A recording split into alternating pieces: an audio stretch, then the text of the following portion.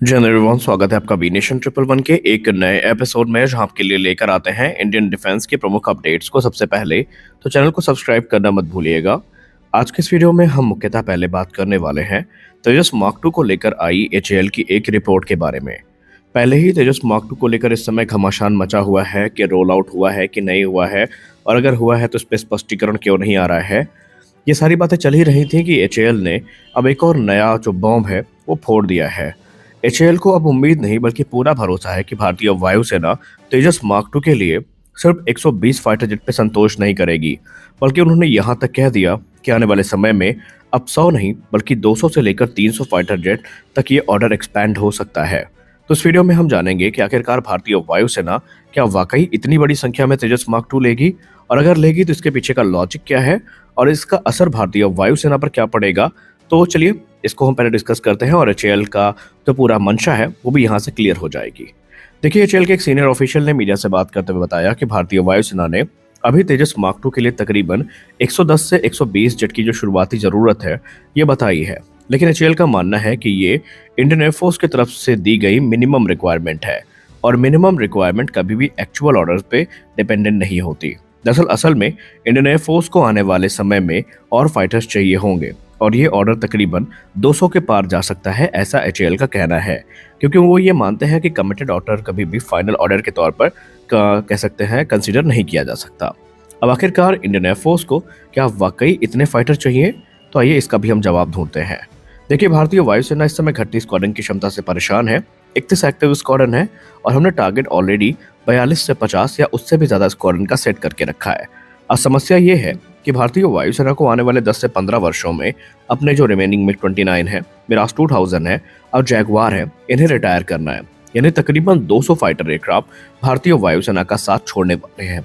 तो क्या अब यहाँ पर सवाल उठता है कि भारतीय वायुसेना अपने उस रिक्वायरमेंट को पूरा करने के लिए भी हर बार विदेशी फाइटर जेट खरीदेगी, जो कि हमारे लिए बिल्कुल भी कॉस्ट इफेक्टिव नहीं होंगे?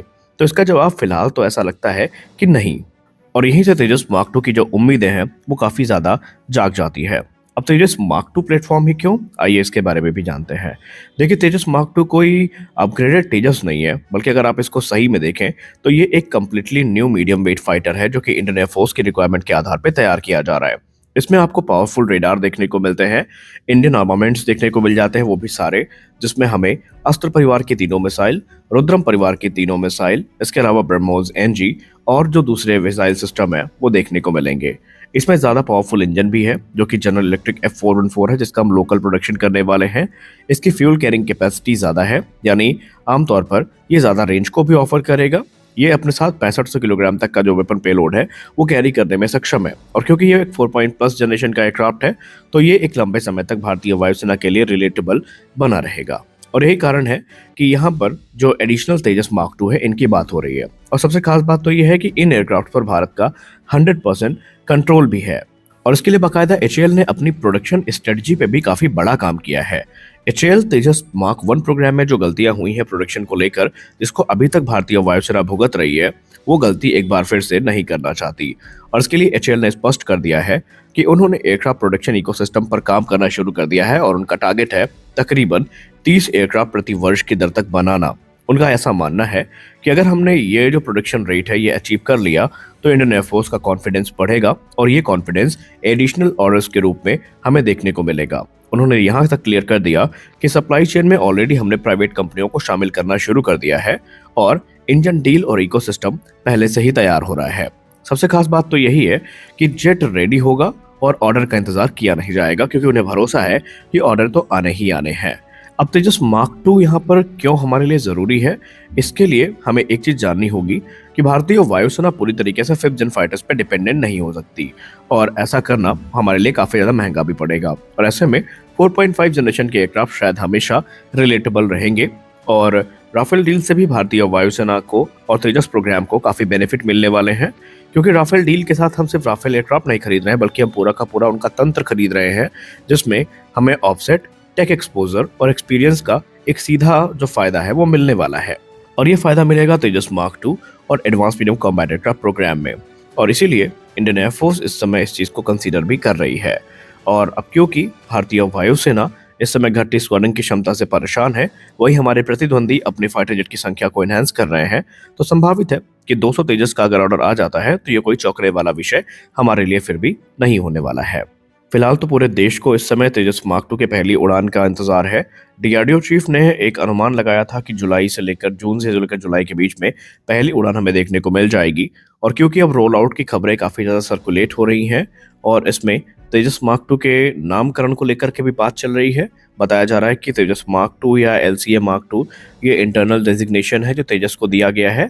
आने वाले भविष्य में क्योंकि नाम भी चेंज होगा तो बहुत सारे जो डेवलपमेंट है वो देखने को मिल सकते हैं। खैर, आपको क्या लगता है, आप क्या सोचते हैं, तेजस मार्क 2 का वाकई 200 से ज्यादा जो जेट्स का ऑर्डर है ये मिलना चाहिए? क्या ये भारतीय वायुसेना के लिए बेनिफिशियल होगा? आप इसको लेकर क्या सोचते हैं, कमेंट सेक्शन में जरूर बताएं। साथ ही साथ आप ये भी बताएं कि क्या एचएएल जो ये क्लेम कर रही है कि वो 30 एयरक्राफ्ट प्रति वर्ष की दर तक बना लेंगे, उनके लिए ये चीजें पॉसिबल हैं? अभी तक का जो आपका अनुभव है उस हिसाब से आप क्या सोचते हैं, हमें अवश्य बताएं। अगली रिपोर्ट में हम बात कर लेने वाले हैं अस्त्र मार्क 1 और अस्त्र मार्क 2 को चल रही एक रिपोर्ट के बारे में। आप या यूं कह लें, आप एक प्रोपेगेंडा के बारे में जो भारत की अस्त्र मिसाइल को लेकर चलाया जा रहा है, जहां पर कई मीडिया हाउसेस ने, खासकर फॉरेन मीडिया ने, ये दावा किया है कि हाल ही में डीआरडीओ की तरफ से जो ये डिस्क्लोजर हुआ है कि अस्त्र मार्क 1 की रेंज 140 किलोमीटर और अस्त्र मार्क 2 की रेंज 240 किलोमीटर तक बढ़ा दी गई है। इसमें जो श्रेय जाता है वो PL-15 मिसाइल की टेक्नोलॉजी को जाता है जिसको भारत ने रिवर्स इंजीनियर कर लिया है और इसको लेकर बहुत सारे जो अटकलें हैं वो लगाई जा रही हैं। देखिए, ये पहली बात तो दावा ही पूरी तरीके से निराधार है, क्योंकि अगर हम अस्त्र की बात करें तो अस्त्र एक स्वदेश निर्मित बियॉन्ड विजुअल रेंज मिसाइल है जिसको पूरी तरीके से डीआरडीओ ने भारत में ही विकसित किया है और इसको भारतीय वायुसेना के सुखोई 30 MKI तेजस मार्क 1A, भविष्य में तेजस मार्क 2, राफेल और एमका में यूज किया जाना है। यानी ये इंडियन एयरफोर्स की रीढ़ की हड्डी बनने वाली है। अब यहाँ पर सवाल ये है कि रेंज की अचानक इस मिसाइल की रेंज कैसे बढ़ गई? देखिए, इसमें कोई जादू नहीं हुआ है।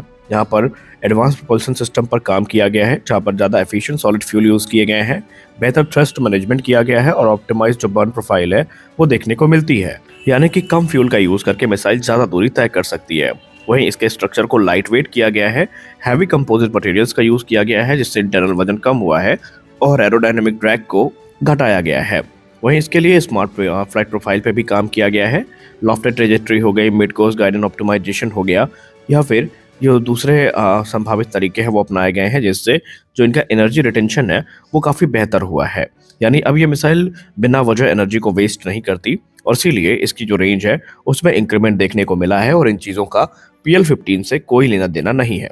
हालांकि ये कोई नई प्रैक्टिस नहीं है। आमतौर पर कई देश होते हैं जो अपने दुश्मन देश की तकनीकियों का अध्ययन करते हैं। फिर चाहे आप रूस और अमेरिका का एग्जांपल ले लीजिए या इसराइल का, तो ये कोई नई प्रैक्टिस नहीं है। भारत भी ऐसा ही कर रहा है, चीज़ों को एनालाइज कर रहा है ताकि काउंटर मेजर्स तैयार किया जा सके। आप इसको लेकर क्या सोचते हैं, हमें ज़रूर बताएं। मिलते हैं अगले वीडियो में, तब तक के लिए जय हिंद।